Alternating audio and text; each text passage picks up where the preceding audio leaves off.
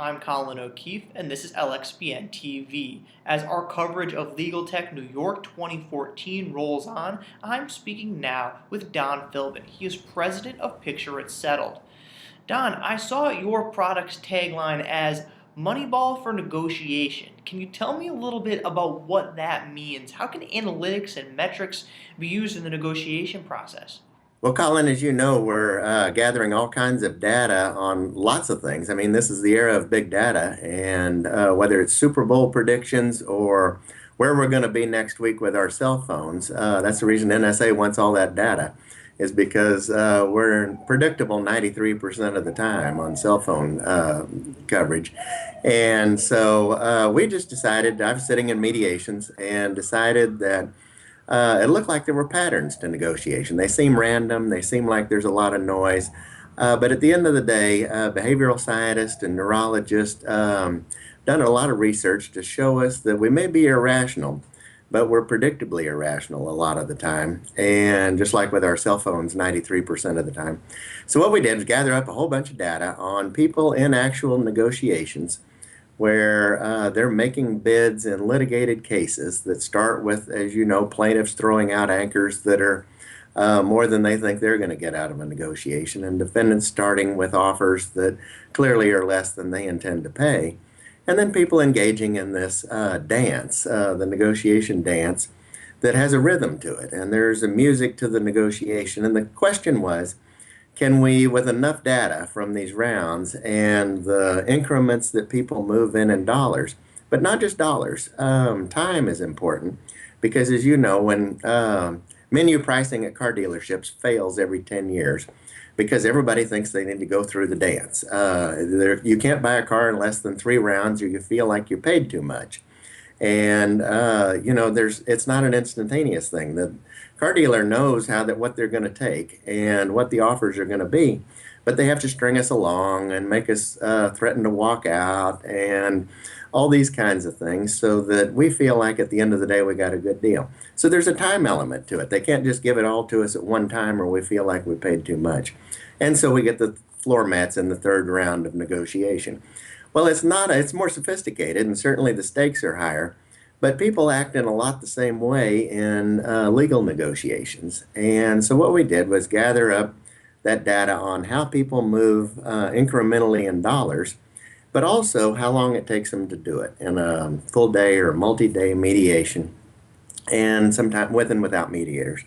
And see if in a large enough case pool, we could not tell the data what the rules are and say impose rules like tit for tat and tit tat tat out of negotiation theory that'll say that because of mirror neurons and reciprocal behavior, we'll roughly copy each other, and even if we don't like each other, in either the next round or the subsequent round. So if I give you something, even if you don't like me, you'll feel some obligation to give me something back. It may be a bird at the first couple of rounds, but eventually you will we'll get into this mirroring behavior that becomes a negotiation dance.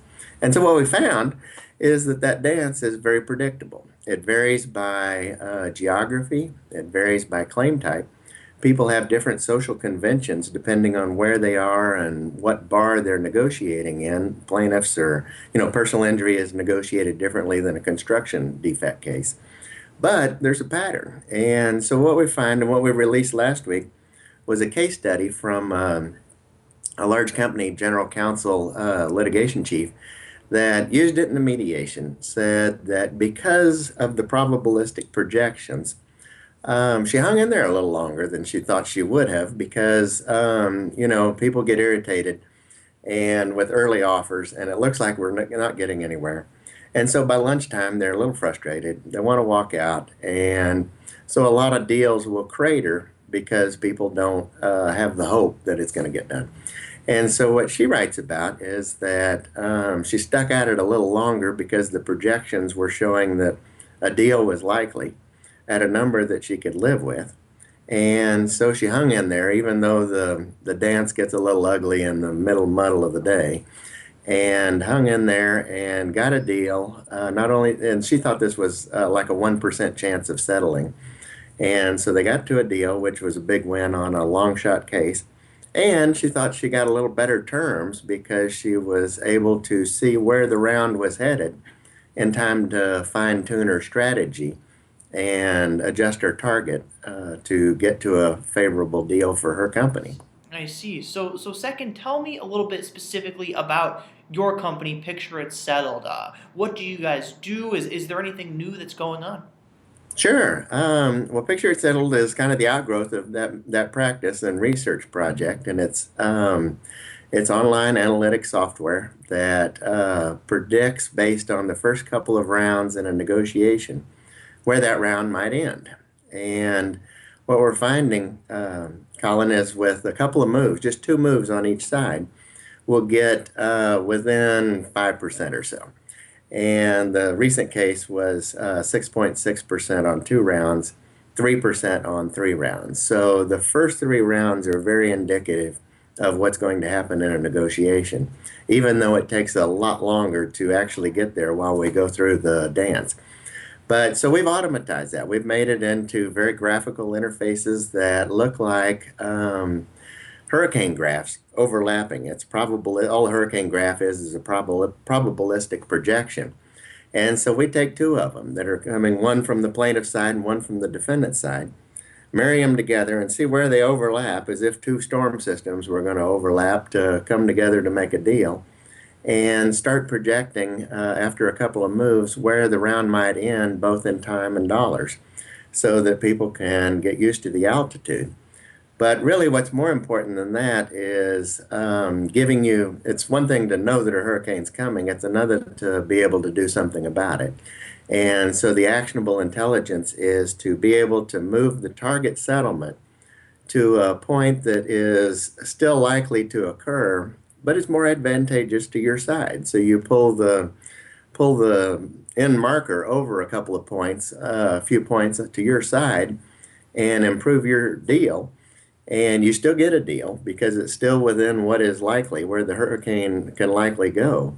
But you get a little better deal for you and your client so that you can get more deals on better terms by using the planning tool. And the planning tool is what we've learned out of successful negotiations. So it takes a lot of tens of thousands of successful rounds and said, how did people successfully get to a deal?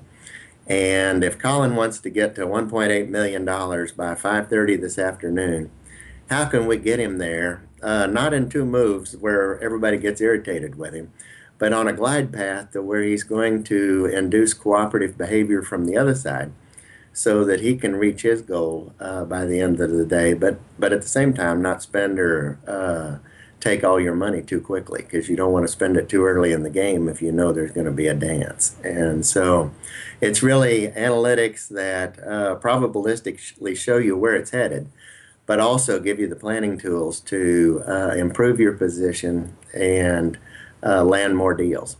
I see. Very interesting. Well, it's something people should definitely check out because it does sound like a fascinating product. Once again, that was Don Philbin of Picture It Settled. For more of our video interviews covering LegalTech New York 2014, be sure to visit us at LXBN.com if you're not watching us here already. Thank you for joining me today, Don. Thank you, Colin.